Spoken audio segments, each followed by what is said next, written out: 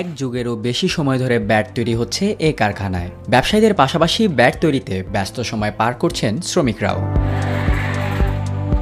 কারিগরদের নিপুণ হাতের ছোঁয়ায় তৈরি করা এসব ব্যাট সহজেই নজর কাড়ে খেলোয়াড়দের। শুধু নতুন ব্যাট নয়, পুরনো ব্যাটও মেরামত করেন তারা।